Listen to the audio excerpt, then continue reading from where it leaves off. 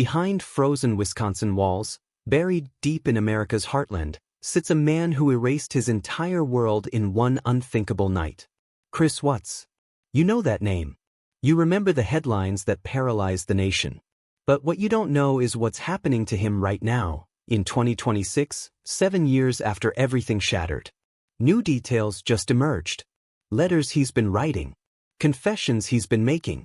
Daily routines that will leave you speechless. And something darker. Visitors he receives that nobody's talking about. Before we dive deeper into this investigation, I need you to do something important. This case isn't just about one man's horrific crimes. It's about 3 beautiful, innocent lives stolen far too soon. Shannon Watts, a loving mother who fought for her family until her last breath. Bella Watts, only 4 years old with her whole life ahead of her. And Celeste Watts, just 3 years old, who never got the chance to grow up. They deserved so much more than what they got. If you're watching this right now, I need you to type Amen in the comments to honor their memory and keep their names alive.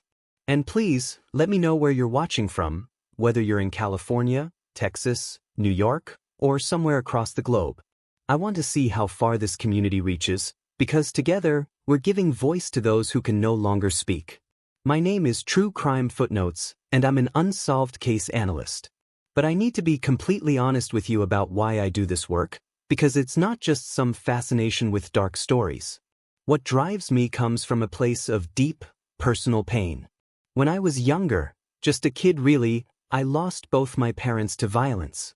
A senseless crime that ripped them away from me and changed the trajectory of my entire life. Their case remains unsolved to this day. No arrests, no justice, no closure, no answers. Just endless questions and a wound that never truly heals. That pain never leaves you. It sits with you every single morning when you wake up. It whispers to you every single night before you sleep. It reminds you that somewhere out there, someone got away with destroying your family, with taking the 2 people who loved you most, and they're walking free while you're left picking up the pieces. That's why cases like this one consume me. That's why I can't look away when others might. That's why I dig deeper than most people are willing to go. Because somewhere, there are families waiting for answers just like I am. Waiting for justice just like I am. Waiting for someone to care enough to keep fighting when everyone else has moved on. This investigation wasn't easy, nothing I do ever is. Gathering this information meant traveling from city to city, sometimes sleeping in my car, sometimes spending my last dollar on a motel room just to be close to the sources I needed. Prison records don't come cheap. I've spent thousands of dollars, money I didn't always have, accessing documents that most people never see. Court files that are buried in basements. Inmate correspondence that requires special permissions. Witness statements that took months to obtain. Interview recordings that cost me weeks of persistence. There were nights I wanted to quit. Nights when I sat in front of my computer at 3 a.m., eyes burning, head pounding, wondering if any of this even mattered. Nights when the weight of these stories felt too heavy to carry anymore. When I questioned whether I was strong enough to keep doing this. But then I think about Shannon. I think about Bella. I think about Celeste. I think about my own parents. And I realize I don't have the luxury of quitting. These victims deserve someone who'll fight for their truth, someone who won't let their stories disappear, someone who'll hold the guilty accountable even when it's hard. So I won't stop. I can't stop. Not now. Not ever. Let me take you back to where Chris Watts' prison story truly begins. November 2018. A Colorado courtroom overflowing with raw grief and unbridled rage. Families weeping uncontrollably. Cameras flashing like lightning. Media outlets from around the world crammed into every available space. And Chris Watts standing before a judge, his face blank, emotionless, hearing words that would seal his fate forever and cement his place in history as one of America's most despised criminals. 5 consecutive life sentences, 1 for each family member he destroyed. 48 additional years for unlawful termination of a pregnancy, because Shannon was 15 weeks pregnant when he killed her. 36 more years stacked on top of that for tampering with deceased bodies. The judge's voice echoed through that courtroom like thunder. No possibility of parole. Ever. Those words hung in the air like a death sentence, because in many ways, that's exactly what it was. But here's something most people don't know, something that wasn't widely reported in the media frenzy that followed. Chris Watts didn't remain in Colorado. Why move him? It wasn't kindness. It wasn't consideration for him. It was pure, calculated safety protocol. Everyone in that state knew his face. His mugshot had been plastered across every television screen, every newspaper, every social media feed for months. People knew the horrifying details. Details so disturbing that even hardened detectives broke down while investigating. Everyone knew exactly what he'd done, how he'd done it, and the cold, methodical way he'd tried to cover it up. Prisons operate by their own code of justice, an unwritten set of rules that every inmate understands from day one.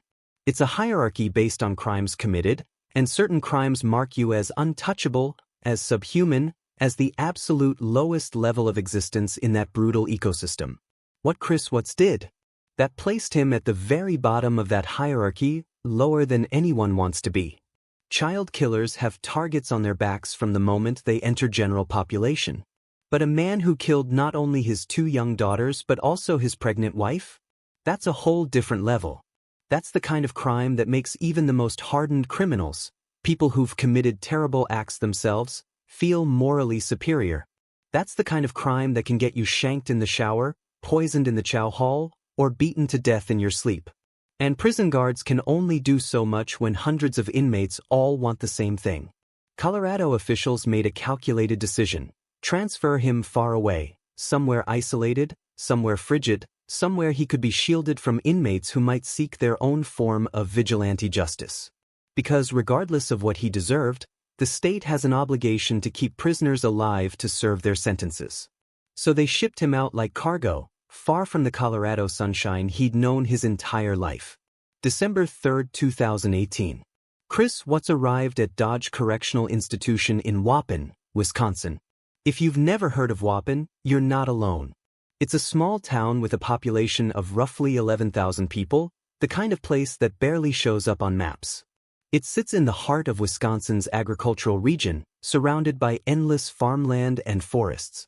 This is the kind of small town where everyone knows everyone, where the local diner is the social hub, where the biggest employer is the prison itself. And winters there? They're brutal. The kind of cold that cuts through your bones.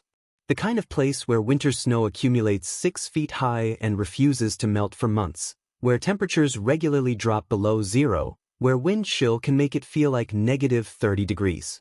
The kind of cold that makes you appreciate warmth in ways you never did before. The kind of cold that mirrors the emptiness Chris Watts must feel every single day. The prison itself houses over 900 maximum security inmates. This isn't some minimum security camp where white-collar criminals play tennis and take business classes. This facility holds Wisconsin's most dangerous cases. Murderers, rapists, armed robbers, gang leaders, men who've committed unspeakable acts and will likely never see freedom again. Men who've spent decades behind bars and have nothing left to lose. Here's something unsettling that sends chills down my spine every time I think about it. Portions of that building previously functioned as a psychiatric hospital, housing people with severe mental illnesses back when society didn't know how to treat mental health issues properly. Can you imagine the energy in those walls? The suffering that's soaked into that concrete? Walking corridors where patients once screamed in anguish, where people lost their minds, where humanity was forgotten. It's like the building itself is cursed, like it was always meant to house broken people. From his first day walking through those gates, authorities placed Chris Watts in protective custody. And that means something very specific in prison terminology. It means complete separation from the general population. No communal dining where he'd sit at tables with other inmates. No unrestricted yard time where he could play basketball or lift weights. No casual interactions in hallways or common areas. No programs with mixed populations. He exists in isolation, protected, yes, but that protection became his cage within a cage, his prison within a prison. Because here's the cruel irony, the very thing keeping him alive is also making his life unbearable. Prison culture operates on unwritten laws that everyone understands instinctively. It's a social structure that's existed for decades, passed down from veteran inmates to newcomers, enforced through violence and intimidation. And in that structure, people who harm children or families become marked targets from day one. Other prisoners view them as the worst humanity has to offer, lower than any other criminal classification. Even murderers, even rapists, even gang members who've killed dozens, they all look down on child killers with absolute contempt. So his safety requires constant separation. 24 hours a day, 7 days a week, 365 days a year. He can't let his guard down for even a moment, because the moment he does could be his last. They assigned him work immediately, within his first week, actually. Custodian. Now, let me paint you a detailed picture of what that actually means in a maximum security prison environment, because it's not like being a janitor at an office building. Picture this: mopping endless corridors that stretch for what feels like miles, floors that are perpetually dirty no matter how many times you clean them. Scrubbing toilets used by hundreds of men, toilets that have seen things you don't want to imagine. Cleaning up messes in showers where fights break out. Wiping down tables where inmates eat their meals, tables that are scratched with gang signs and crude messages. Emptying trash cans filled with God knows what. Working in laundry facilities where the heat is oppressive and the smell is overwhelming. His wage for all this labor? 12 cents per hour. Not $12. Not even minimum wage that would be laughable in comparison. 12 cents. Let me break that down for you so you understand how absolutely degrading that is. 8 hours of backbreaking labor earns him 96 cents. Not even a single dollar for a full day's work. If he works a full 40-hour week, he makes $4.80. In a month, working full-time, he makes less than $20. But in prison, those pennies matter desperately. They purchase stamps to send letters, 40 cents each. Commissary snacks like ramen noodles or cookies that cost several dollars. Envelopes. Paper. Soap. Toothpaste. Basic toiletries that most of us take for granted. A candy bar might cost $3, which means he'd have to work 25 hours just to afford one moment of sweetness in his bitter existence. So he mops. He scrubs. He cleans up after men who openly despise him, who spit on floors he just cleaned, who deliberately make messes just to humiliate him. He keeps his head down, avoids eye contact, tries to be invisible. And every single day unfolds exactly like the one before. Same routine. Same walls. Same faces. Same crushing monotony that grinds down your soul little by little until you can barely remember what it felt like to be free.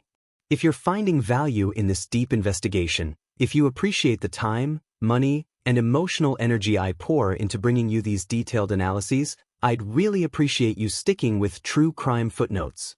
These cases require extensive resources to research properly: travel expenses, document fees, interview costs, equipment to record and edit these videos.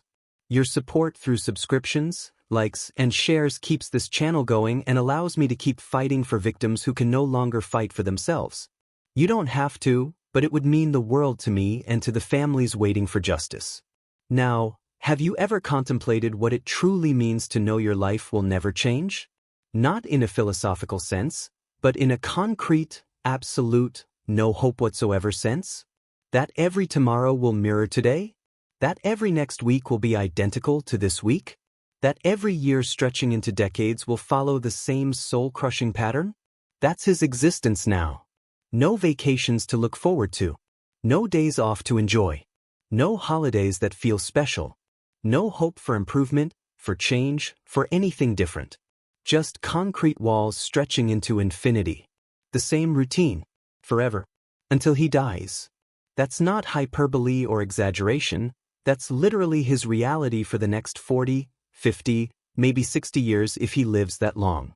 Let me walk you through a typical day in excruciating detail, because understanding this routine reveals just how crushing this existence truly is, how every single day chips away at your humanity a little more. 5 a.m. Fluorescent lights buzz to life with a harsh, electrical hum. That awful, eye-stinging brightness that feels like daggers stabbing into your retinas after hours of darkness. No gentle awakening like your phone alarm that you can snooze. No gradual sunrise filtering through curtains. No partner lying next to you. No children running into your room excited for the day ahead. Just sudden, violent illumination and the metallic clang of doors echoing through corridors, the sound of hundreds of locks simultaneously disengaging, the shuffling of feet, the coughing and groaning of men waking to another day of nothingness. Breakfast arrives through a slot in his door, that narrow opening, maybe 6 inches by 10 inches, just wide enough for a tray to slide through. He doesn't dine with anyone. Doesn't see anyone's face. Doesn't have a conversation. Doesn't share a laugh or a story. Just retrieves his meal, still warm if he's lucky, cold if the guard delivering it took too long, and eats alone in his 6 by 9 foot cell. What's served? Usually something barely edible. Oatmeal that's either too watery or too thick, with no middle ground. Occasionally fruit, but we're talking bruised apples or brown bananas, not fresh produce. Toast that's either barely warm or burnt to the point of being charcoal. Coffee that tastes like contaminated water filtered through old socks, bitter and weak at the same time. Powdered eggs that have a rubbery texture and no flavor. Food you genuinely wouldn't serve your pet, but in prison, that's not just standard, that's considered acceptable. Nutritious enough to keep you alive, terrible enough to remind you every single day that you've lost all control over even the most basic aspects of your existence. After breakfast, usually consumed in about 10 minutes because there's no point in savoring food that tastes like punishment, the tray slides back through the slot. A guard collects it. And then what? Then the real torture begins. Nothing. Absolutely nothing. He sits in his cell. 6 feet by 9 feet. 54 square feet total. That's smaller than most people's bathrooms. Smaller than a parking space. Smaller than a walk-in closet in a luxury home. One narrow bed with a thin mattress that does nothing for your back. A metal toilet with no seat, no privacy, just cold steel. A tiny sink that barely produces water pressure. Maybe some books if he's been able to purchase them or someone sent them. A few letters from the handful of people who still write to him. His Bible, worn and dog-eared from constant reading. And that's it. That's his entire universe, his whole world compressed into 54 square feet of concrete and steel. 23 hours daily in that space. Let that sink in for a moment. Can you imagine it? I want you to actually try. Look around your current surroundings right now. Look at your room, your office, wherever you're watching this from. Now picture never leaving. Not for work. Not for meals. Not to see loved ones. Not to go to the grocery store or take a walk or drive your car or feel sunlight on your face. Just you and 4 walls for 23 consecutive hours. Day after day. Week after week. Month after month. Year after year. How long could you endure that before you started losing your mind? A week? A month? A year? Most people can't even imagine it. Most people would break within days. 1 hour. That's his entire allowance outside his cell. 1 single hour out of 24. And it's not like he can do whatever he wants during that precious 60 minutes. It's heavily supervised, meticulously monitored, strictly controlled. Sometimes it's shower time. Guards escort him down the hallway, their boots echoing on concrete floors. Other inmates watch from their cells, faces pressed against small windows, eyes tracking his every movement. Everyone recognizes him instantly. His face was too famous, his crime too notorious. Their eyes track his movement with hatred so palpable you could cut it with a knife. Some whisper threats. Some yell insults. Some simply stare with expressions that communicate everything they do to him if given the chance. Expressions that promise violence, that convey absolute contempt, that remind him every second that he's the lowest of the low. The shower is rushed, maybe 10 minutes if he's fortunate, sometimes only 5 if guards are in a hurry. Hurrying to wash while guards wait outside, listening to every sound. No privacy whatsoever. No relaxation. No standing under hot water just enjoying the sensation. Just get clean and return to your cell before something bad happens. Because even in the shower, even under supervision, accidents can happen. Inmates have been attacked in prison showers despite guard presence. A moment of distraction is all it takes. Other times that hour allows phone calls. But every conversation is monitored by guards listening in real time, recorded and stored forever in case something incriminating is said, limited to pre-approved contacts on a specific list that took weeks to get approved. And those calls cost money, serious money by prison standards. Remember, he earns 12 cents hourly. A 15-minute phone call might cost several dollars. That's literally days of work for one brief conversation. So every minute matters tremendously. Every word counts. There's no casual chit-chat, no rambling conversations about nothing important. Just compressed communication, trying to cram connection into minutes you can barely afford. Who does he call? His family. Some still maintain contact, though that number has dwindled over the years. His father sometimes. His mother occasionally, though those conversations are reportedly strained and difficult. Others severed ties completely, unable to reconcile the person they thought they knew with the monster who committed those acts. Would you accept a call from someone who committed such horrific crimes? Even if they were family? Even if you'd known them your whole life? That's a question nobody can answer until they're faced with it. Some days his hour means yard time. But he can't freely play basketball with other inmates or run laps or lift weights or do any of the things you see in movies. He remains in protective custody, so it's a small segregated area away from general population, maybe 20 feet by 20 feet, surrounded by chain-link fencing topped with razor wire. Maybe he walks in circles like a caged animal, counting his steps to pass the time. Does push-ups or sit-ups to keep his body from completely deteriorating. Breathes fresh air that feels like freedom despite being surrounded by fencing and guards and cameras capturing his every move. And he looks up at the sky, that vast, endless sky that represents everything he's lost. Birds flying overhead, clouds drifting past, the sun or moon depending on what time his yard slot is scheduled. And for just a moment, maybe he forgets where he is. Maybe he pretends he's just outside on a normal day. Maybe he remembers what it felt like to be free, to make choices, to have a future. Then back to the cell. The heavy metal door clangs shut behind him with a sound that echoes in your bones. Locks engage with mechanical precision. 23 more hours begin again. Consider everything you did yesterday. Every location you visited. Every person you encountered. Every activity you enjoyed. Your morning coffee at that cafe you like. Your commute to work listening to music or podcasts. Conversations with coworkers. Lunch with a friend. A phone call with family. Maybe you went to the gym or watched TV or played with your kids or walked your dog. Maybe you went grocery shopping or cooked dinner or met someone for drinks. All those tiny moments that make up a life, that create memories, that give existence meaning. Now imagine all of that vanishing. Completely erased.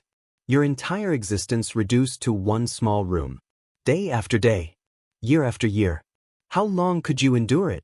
How long before you started talking to yourself? How long before you started losing track of what day it is, what month it is, what year it is? How long before you forgot what your own voice sounds like in normal conversation? He's been living this for over 7 years now. Over 2,500 days.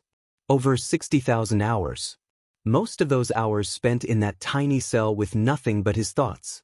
Bureau of Prisons records indicate Chris Watts has avoided major disciplinary issues. No significant fights. No serious violations. Just 2 minor conduct reports across all these years. Small infractions. Nothing violent. Nothing earning him solitary confinement, which, ironically, wouldn't be much different from his current existence anyway. Minor rule-breaking that occurs when you're living under constant scrutiny, maybe talking back to a guard, maybe being slow to comply with an order, maybe possessing something he wasn't supposed to have. But don't be fooled for even a second.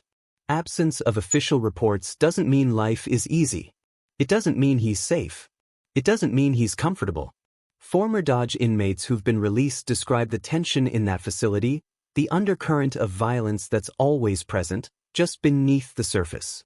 The way certain prisoners are treated, not officially, not in ways that appear in reports, but in subtle, psychological ways that break you down slowly. The unspoken threats lurking in every corner. The knowledge that you're hated by nearly everyone around you. The feeling that at any moment, someone might decide your protection isn't worth respecting. One ex-inmate I spoke with during my research shared something chilling that still haunts me. He said the nights are the worst. That's when isolation truly crushes you. When the prison grows quiet. When most people are sleeping or trying to sleep. When the sounds of the day, clanging doors, shouting guards, shuffling feet, distant conversations, all fade away. That's when your thoughts become deafening. That's when the silence becomes so loud it feels like screaming. That's when regret, guilt, shame, and despair come flooding in like a tsunami you can't escape. Imagine lying on that narrow bed with its thin, uncomfortable mattress, staring at the ceiling in darkness broken only by the dim security light that never turns off.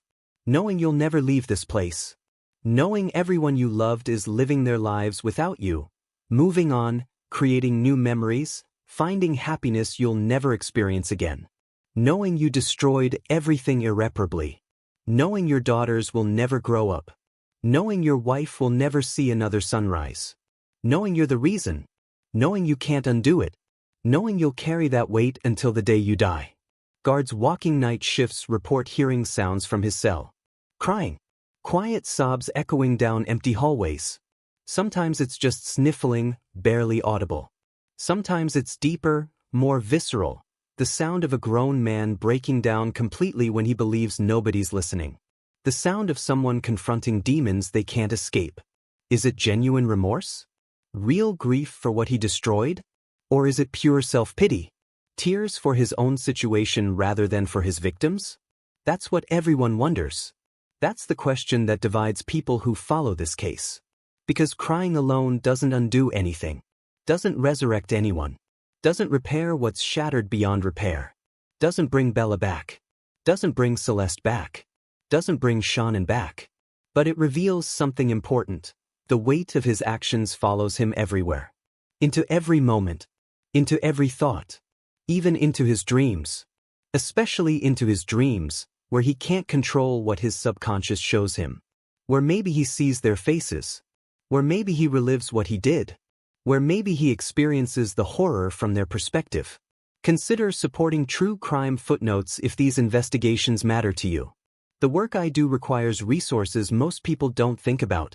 Background checks, travel costs, document fees, equipment expenses.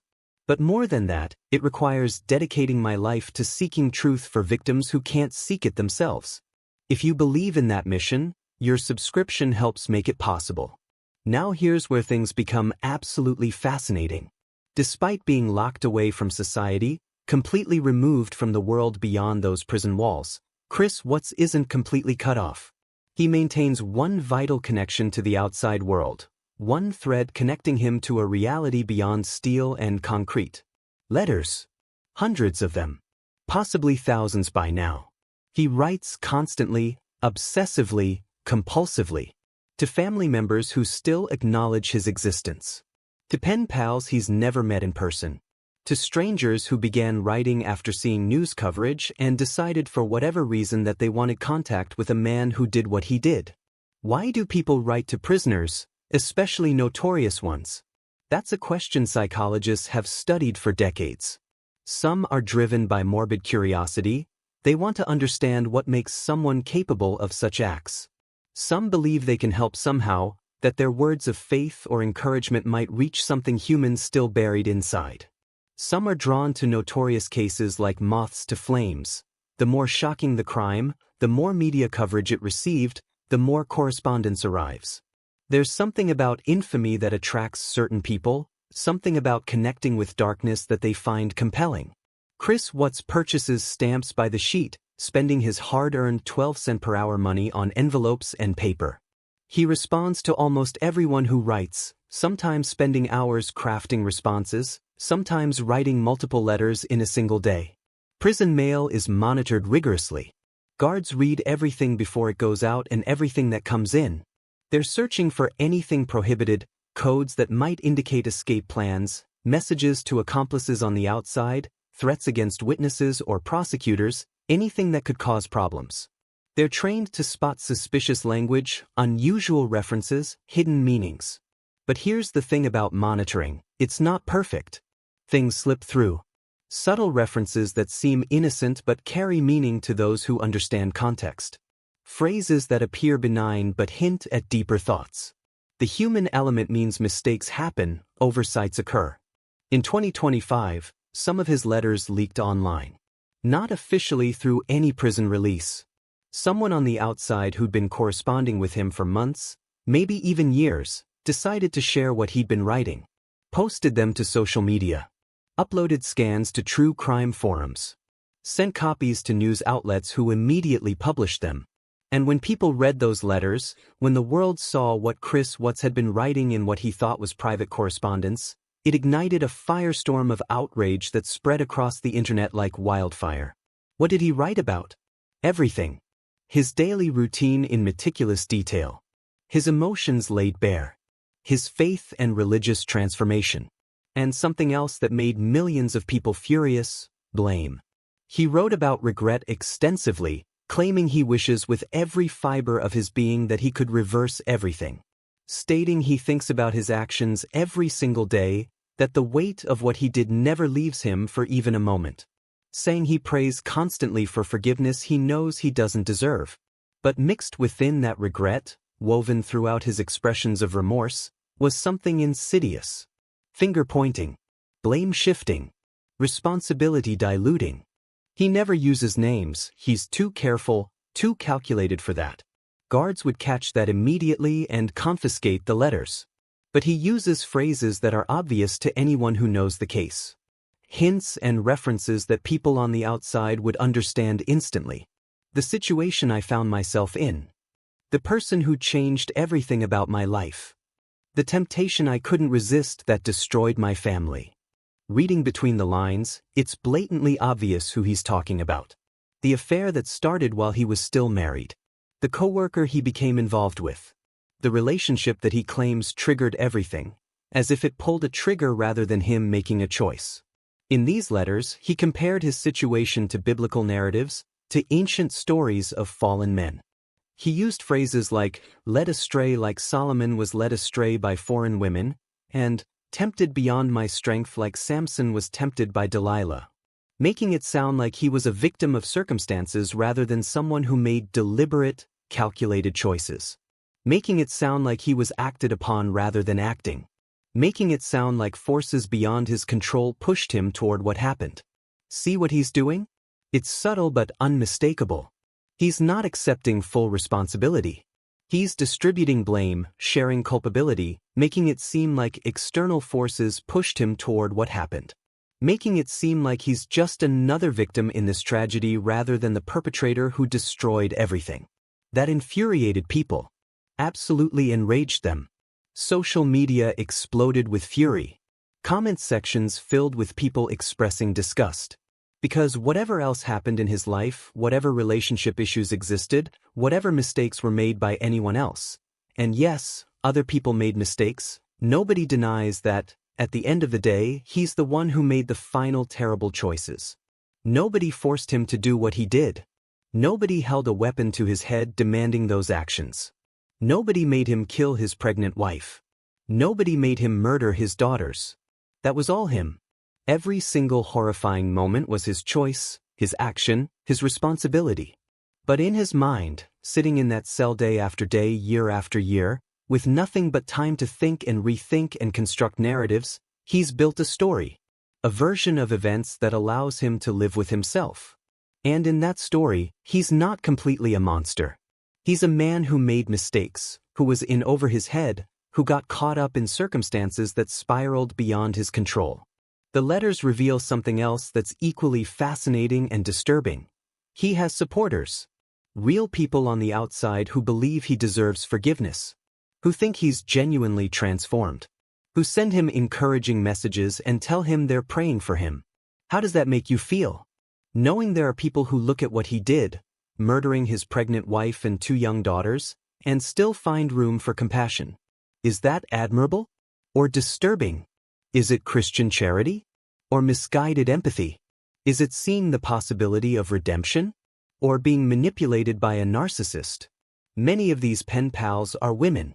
That's a phenomenon that happens frequently with high-profile cases, something criminologists call hybristophilia, attraction to people who've committed serious crimes.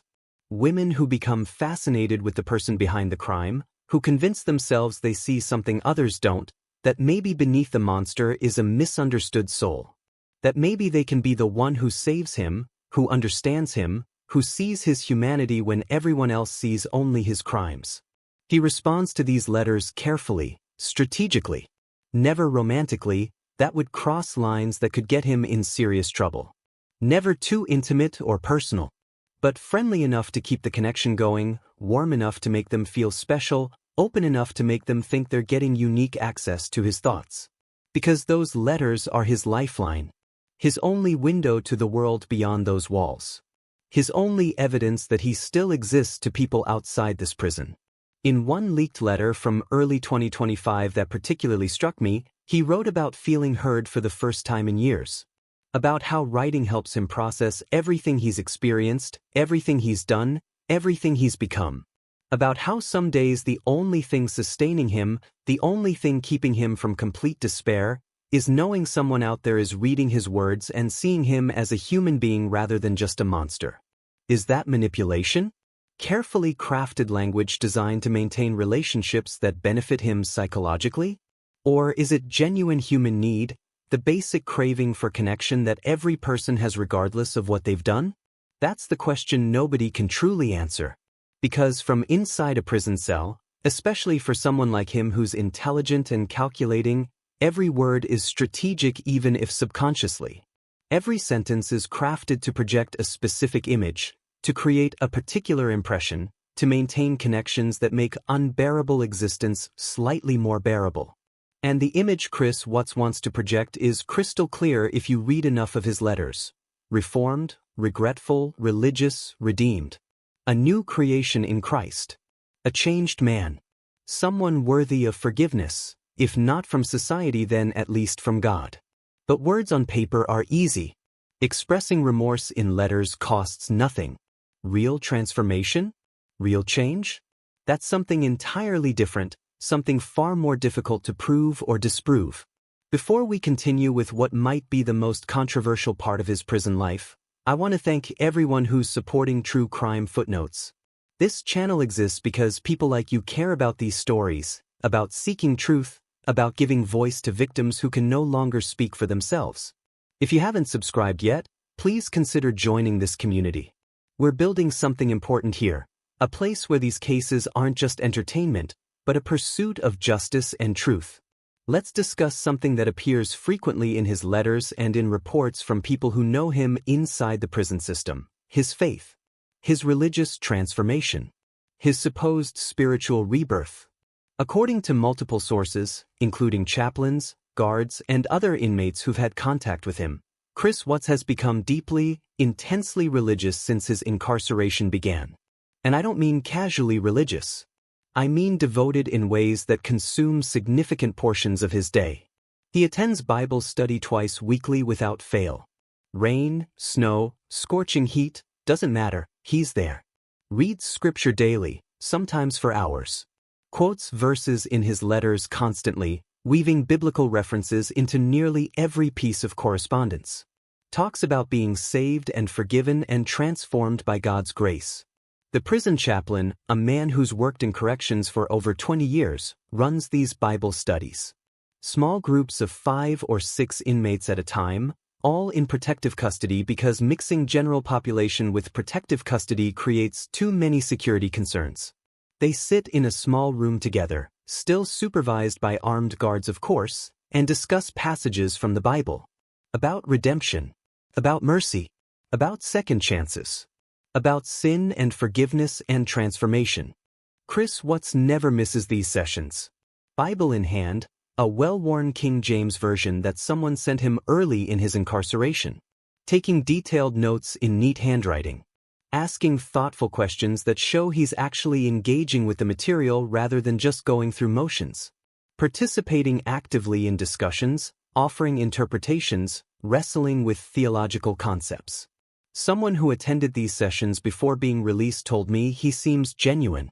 That he's not just performing for the chaplain or for the guards watching.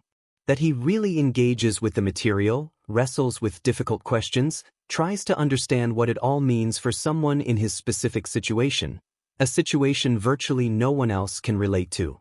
His favorite verse, the one he quotes more than any other, comes from 2 Corinthians chapter 5, verse 17. Therefore if any man be in Christ, he is a new creature. Old things are passed away, behold, all things are become new. He quotes that constantly. In letters, in conversations with other inmates, in his prayers. It's become his personal mantra, his identity, his hope. The idea that he's literally a new creation now. That the old version of himself, the man who committed those horrible acts, is gone, dead, buried. That God has transformed him into something different, someone new, a redeemed soul. But here's the difficult, uncomfortable question that divides people. Can faith really change someone who did what he did? Is it possible for someone to be that evil, that destructive, that monstrous, and then become genuinely good? Or is it just a coping mechanism, an elaborate psychological defense that allows him to live with himself when living with himself should be impossible? This is where True Crime Footnotes gets philosophical, because this question doesn't have an easy answer. Religious people will tell you absolutely yes. That redemption is always possible, always available, no matter what you've done. That God's mercy is infinite, His grace inexhaustible. That no sin is too great to be forgiven if you truly repent. They'll point to biblical examples. The Apostle Paul who persecuted Christians before converting. King David who committed adultery and murder. Moses who was a murderer. People who did terrible things and were still used by God. Others will tell you absolutely not. That some things are unforgivable, that some acts are so heinous they place you beyond redemption. That talking about being saved doesn't mean anything when your actions destroyed innocent lives, when you murdered your own children. That faith is easy to claim but impossible to prove. That prison is full of people who suddenly found religion when facing consequences. The chaplain at Dodge reportedly said something interesting when asked about Chris Watts specifically. He said that many inmates turn to religion in prison, and there's a pattern to it. When everything else is stripped away, your freedom, your identity, your possessions, your relationships, your future, when you have nothing but time to think about your life and your choices, that's when people start looking for something bigger than themselves. For meaning. For hope. For forgiveness. For a reason to keep living when everything feels hopeless. And Chris Watts? According to everyone who knows him in that prison, he's all in. Completely committed. This isn't casual Sunday Christianity. This is deep, consuming, life-defining faith, or at least the appearance of it. He's read the entire Bible cover to cover. Not once but multiple times. Some say he's read it completely at least 5 times since being incarcerated. He can quote passages from memory, entire chapters sometimes. He talks about feeling God's presence in his cell during difficult moments, during the darkest nights when despair threatens to overwhelm him. In one letter that was leaked, he described praying late at night, maybe 2 or 3 a.m. when the prison is quietest, and feeling what he called peace washing over him like warm water. He said it felt like forgiveness touching him, like God was telling him that despite what he did, despite how far he fell, there's still hope for his soul. Here's what makes judging this complicated. Faith is inherently personal.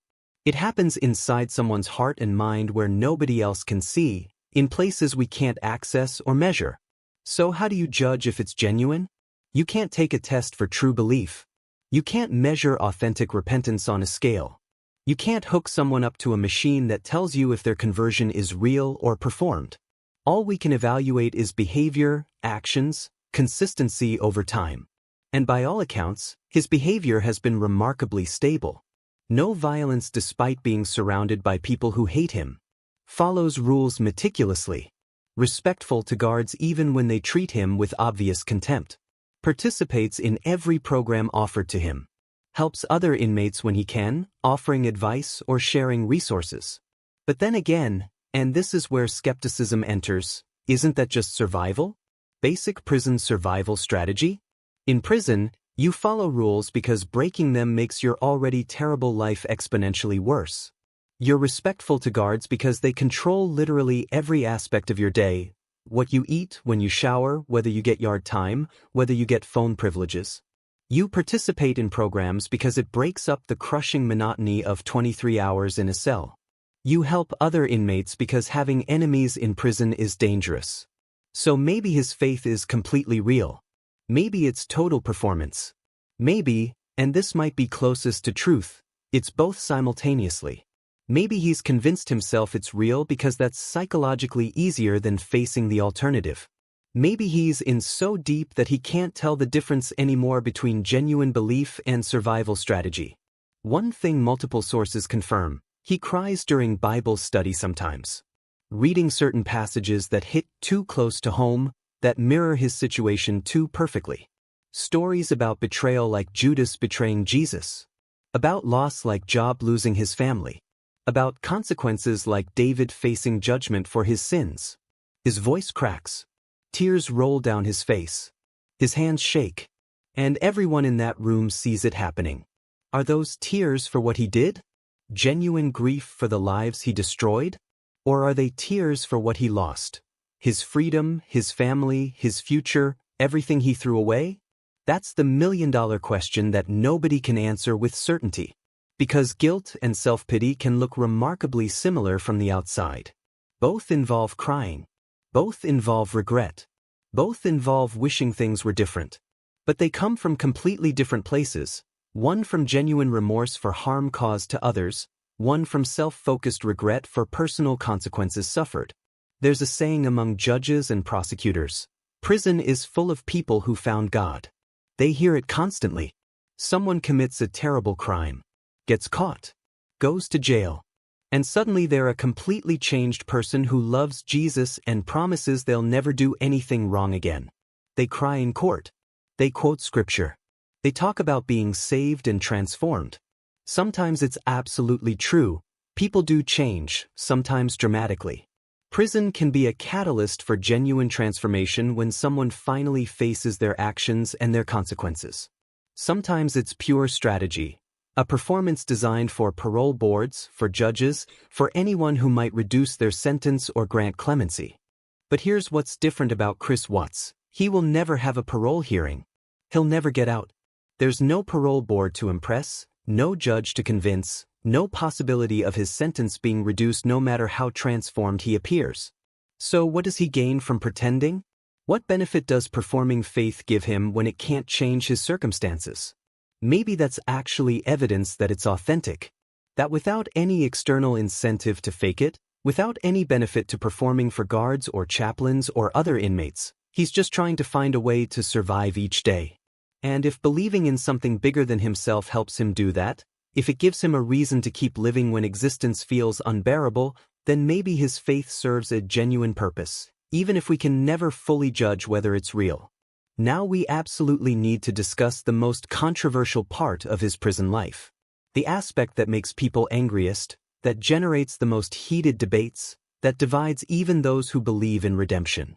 The way he discusses responsibility in his letters. Remember those leaked letters I mentioned earlier? The ones that caused a massive online firestorm?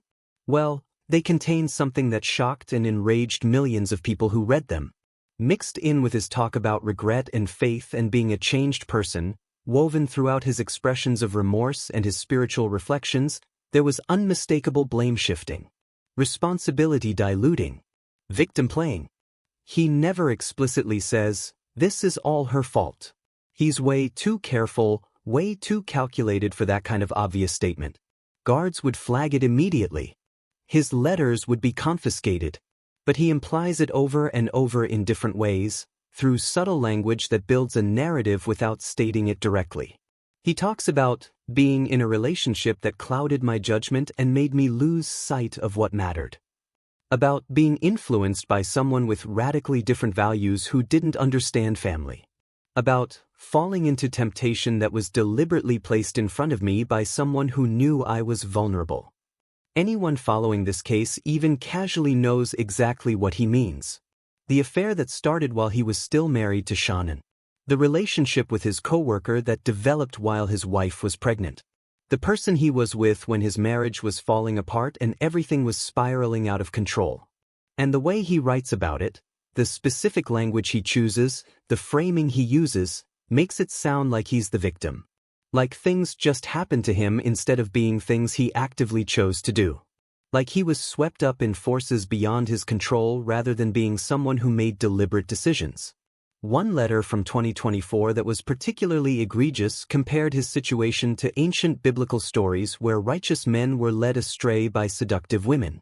He literally referenced stories like Samson and Delilah, Solomon and his foreign wives, even Adam and Eve, using religious texts to create a framework where he was tempted and deceived rather than being someone who chose adultery and then chose murder. He wrote, "I understand now, after years of prayer and reflection, how even strong men in the Bible fell when faced with certain temptations. When someone enters your life offering everything you think you want, it becomes almost impossible to remember what you actually need." That made people absolutely, utterly furious. Comment sections exploded. Social media filled with outrage. True crime forums had thread after thread dissecting and condemning his language. Because whatever else happened, whatever relationship issues existed between him and Shannon, and yes, their marriage had problems, nobody denies that, whatever mistakes were made by anyone else in his life, at the end of the day, he's the one who made the final terrible choices that destroyed everything. Nobody forced him to have an affair. Nobody forced him to lie to his wife repeatedly. Nobody forced him to kill Shannon. Nobody forced him to murder Bella and Celeste. Nobody threatened him, coerced him, or made those choices for him. That was all him. Every single horrifying moment. Every lie. Every betrayal. Every violent act. That came from his hands, his decisions, his capacity for evil.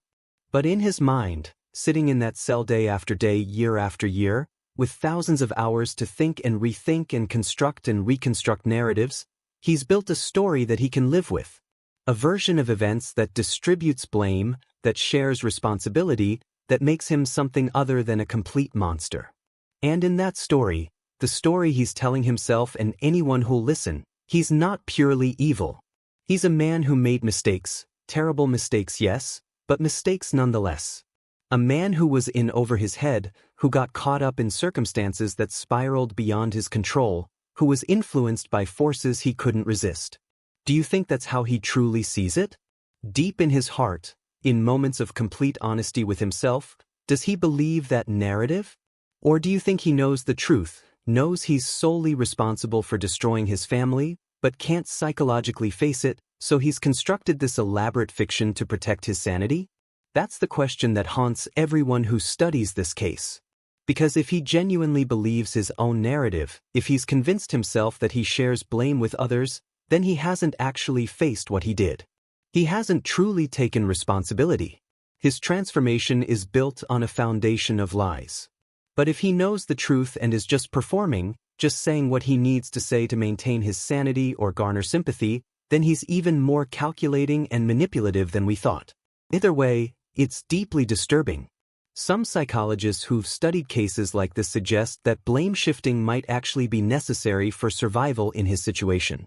That taking full, complete responsibility for murdering your pregnant wife and 2 young daughters might create psychological pain so intense that it becomes impossible to function. That some degree of narrative reconstruction might be the only way his mind can process what he did without completely breaking. But that doesn't make it acceptable. That doesn't make it right. And it certainly doesn't make it true. Shannon didn't make him do anything. His coworker didn't make him do anything. Circumstances didn't make him do anything. He chose everything. Every single step along the way. And that's the truth that Chris Watts will spend the rest of his life in that frozen Wisconsin prison trying to avoid facing. But the walls keep closing in. The hours keep passing. The years keep accumulating. And no matter how many letters he writes, how many Bible studies he attends, how many times he cries alone in his cell, the truth remains unchanged. He destroyed his entire family. And he did it all by himself. That's his legacy. That's what he'll be remembered for. That's what those 54 square feet of concrete and steel represent. A monument to his choices, his actions, his evil. And somewhere, in moments when he can't hide from himself, I believe he knows that. I believe the truth breaks through whatever narrative he's constructed. And I believe that's when the real crying happens. when reality crashes through his defenses and forces him to see what he really is. But then morning comes. The lights buzz on. Breakfast slides through the slot. And another day begins, identical to the one before. Because that's his life now. That's his forever. And honestly, after what he did to Shannon, to Bella, to Celeste, to that unborn child, it's exactly what he deserves. Before I end this investigation, I want to say something from my heart. True Crime Footnotes isn't just a YouTube channel to me, it's a mission. It's my way of honoring my parents who never got justice, of fighting for victims who can't fight for themselves anymore, of making sure these stories don't disappear into silence. Every video takes weeks of research. Every script represents dozens of hours of work. Every investigation costs money I sometimes don't have. But I keep going because this matters. Because truth matters. Because justice matters. Because Shannon, Bella, and Celeste matter. If you've watched this far, if you appreciate the depth and detail I bring to these cases, please subscribe to True Crime Footnotes. Share these videos. Leave comments. Be part of this community that refuses to let victims be forgotten. And right now, honor Shannon, Bella, and Celeste one more time. Type human in the comments. Say their names. Let the world know that 7 years later, we still remember. We still care. We still demand that their lives meant something. Thank you for being here. Thank you for caring. Thank you for seeking truth alongside me. I'll see you in the next investigation. Until then, never forget, behind every true crime story are real people who deserved so much more than they got. Rest in peace, Shannon, Bella, and Celeste. You are not forgotten.